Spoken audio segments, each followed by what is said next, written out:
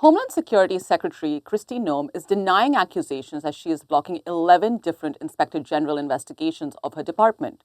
She claims Inspector Generals have unfettered access. But on Monday, Inspector General Joseph Cuffari accused DHS leaders of systematically obstructing his work. For more today, we are joined by National Security and Legal Affairs reporter at The Hill, Rebecca Beich. So, Rebecca, tell me, how is Noem responding to some of these allegations that have come up?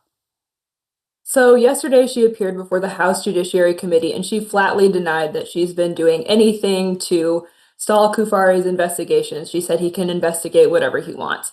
But in that response, she made two interesting comments. She said she complained that Cuffari wants unfettered access to everything at the department, which is a little bit unusual because historically inspector generals do have broad access to everything at the department they work with. That's part of how they're able to conduct independent oversight. But she also said that he would need to provide a scoping memo if he wanted to have access to certain information at DHS, which of course would give her a lot of insight into what he's investigating. And so, is it common for department heads to ask for a list of ongoing investigations like she is? So the short answer is no, and this is something that she said yesterday that did get some pushback.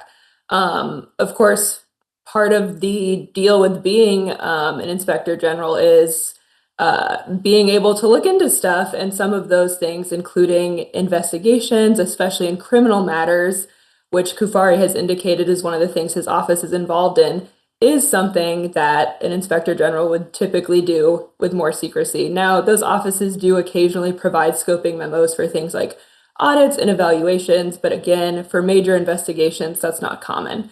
But here's where it gets a little more complicated. DHS clarified Noem's remarks slightly and said that Cuffari has asked for access to some classified databases. Now, we have a very high-level overview of what he's asked for, and it's not entirely clear how many of those things would include classified information, but some of them appear to be just sort of high-level investigations of DHS's immigration enforcement. And so, what is Cuffari saying about the state of his investigations? You mentioned there might be some criminal investigations ongoing, but exactly, what is the state of his investigations and what is he investigating? Do we have any idea about that yet?